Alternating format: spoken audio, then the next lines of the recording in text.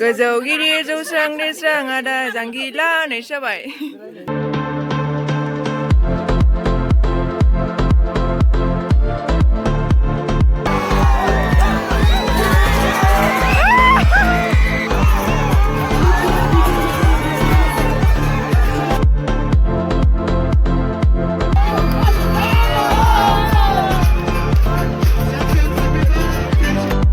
Bodoland star academy जाय स्कुला क'क्राझारनि थिथागुरियावहाय दङ मोनसे गोदान थांखिजों सिगांबोगासिनो दङ।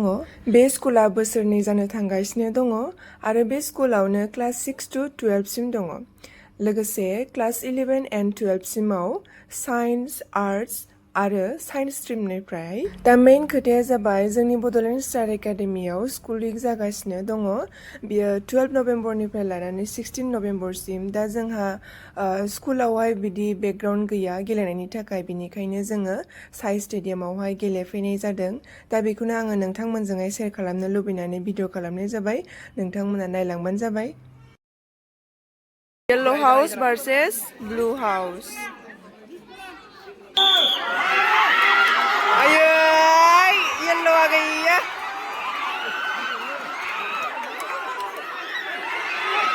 सेस येल्ल' हाउस। माथो दाय फाटाफाटि माथो। हगारनासो हरो। आयु रेड हाउसआ बाय आयु।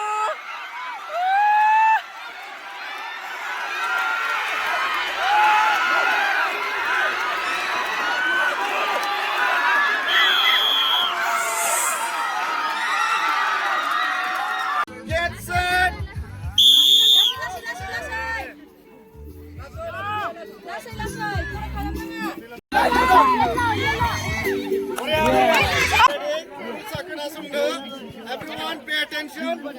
Rules are simple. Tangbin.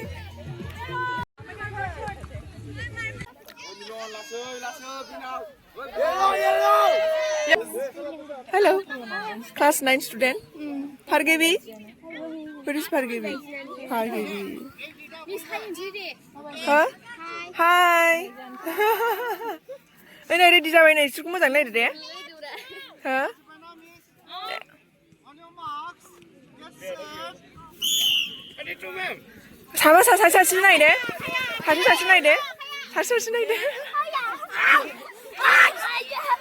बांद्राय सोमावनांला नामा?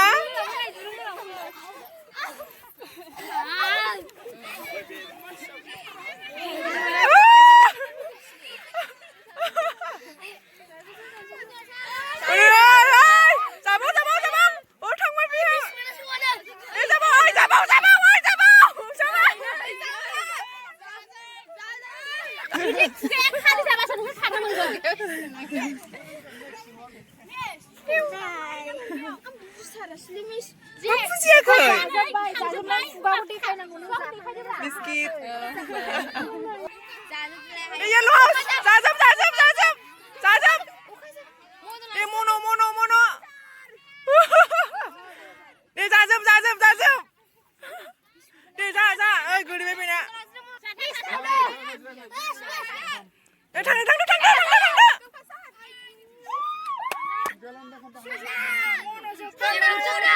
दे आरो मोनसेबाव अर जा गैला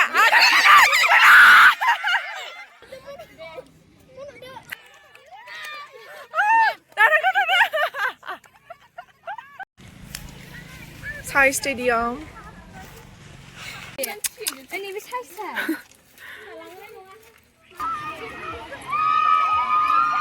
खाबादि देरहानानै एकदमबारे खुसिथार।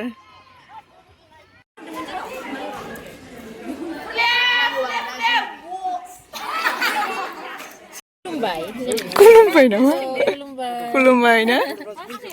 बेवहाय माखासे स्टुडेन्टबो दङ सानैसो, लोगोसे गासिबो टिचिं स्टाफनि टिचार्स गोजा।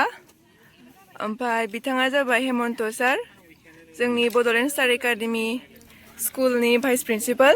सारा माबाफोर बुंनो सानगोन मा जागासिनो बेवहाय?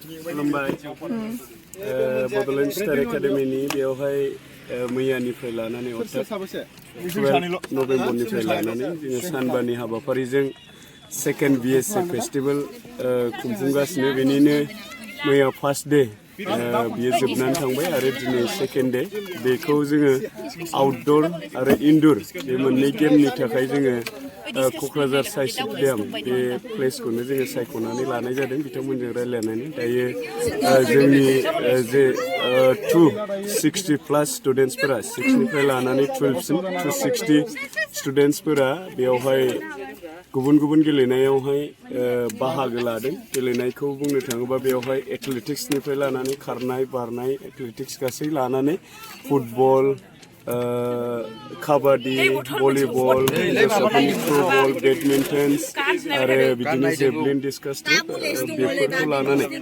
जोङो सेकेन्ड BSc फेस्टिभेल बेखौ खुंफुंगासिनो दङ आसा खालामदों बे सेकेन्ड BSc फेस्टिभेलाव गुबुन गुबुन इभेन्ट्स जेरै स्पर्ट्स लिटारेरि कालचारेल बे मोनथाम इभेन्ट्सखौ लानानै जोङो जे स्टुडेन्टसफोरखौ लानानै जे बे फेस्टिभेलखौ खुंफुंगासिनो दङ आसा खालामो बेनि गेजेरजों जोंनि जे फरायसाफोर स्टुडेन्टसफोर बिथांमोना जे उननि समावहाय गावसिनि केरियार दानायजों लोगोसे लाइफआवहाय मोनसे साक्सेसफुल गेलेगिरि महरै जाहैनायाव जों एसे बे स्कुलनिफ्राय एसे कपारेट खालामहरनो हागोन बा मदद होहरनो हानाय बायदि मोनगोन बेखौनो जोङो जे बड'लेण्ड स्टार एकाडेमिनिफ्राय आसा खालामदों जोंनि जे बे फेस्टिभेल बे सेकेन्ड BSc फेस्टिभेल बेयो मैयानिफ्राय जागायनानै जे 16 बा 16 तारिख 16 नभेम्बर बेयावहाय जोंना जोबथा जागोन बेयावहाय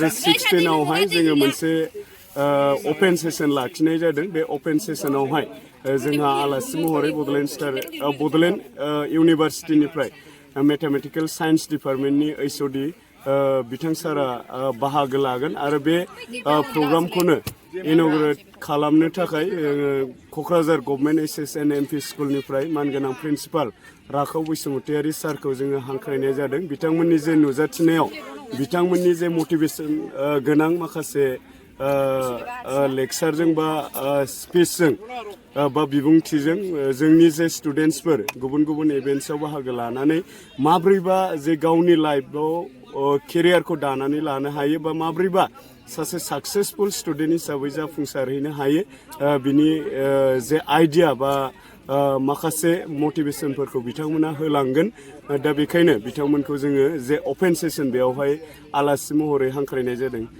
एसेनोसै गोजोन्थों गोजोननाय थाबाय सारनिसिम माबाफोर बुंबावो बे नैबे बिथाङा जोंना स्पर्ट्सनि माबा क'र्डिनेटर नै साथासो होथेबाय जोंना मेमा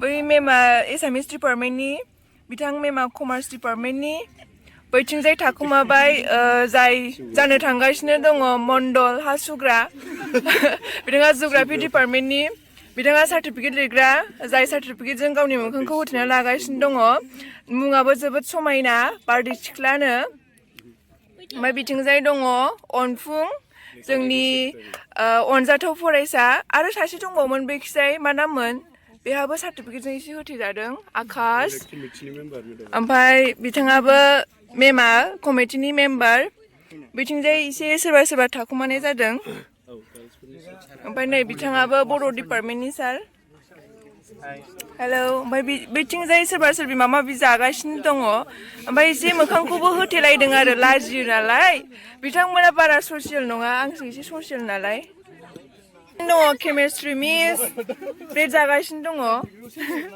बिथिंजाय दङ एसे आमेरिकानि एक्टर नुहाङो बिथाङा आमेरिकानि एक्ट्रेस बायदि नुदों ओमफ्राय बिथाङा चार्ल्स बेबेस ना मा होनोमोन सालायफोराबो गिदिंलाय लाङा बारा कम्पिउटार साइन्स डिपार्टमेन्टनि मा बुंगोन गाहाम नांदों आयु माबा माबिसो दामबाय हनैहाय केमेस्ट्रि मिसआ H2O लोंगासिनो दङ बिक्साय दङ स्टुडेन्ट नै जिरायना दंजोबो सायायावहाय बिथांमोना लान्च ब्रेकनि थाखाय जिरायगासिनो गोजौ गिदिर जौस्रां लिरस्रां आदा जांगिला होननाय जाबाय सारा पल साइन्स डिपार्टमेन्टनि Musical chair for girls. जिरायग्रोखो नामाखो प्रिथिकाया खारदो खारदो खारदो खार खार खार खार खार सोंसिमाया बेक जादों 나그나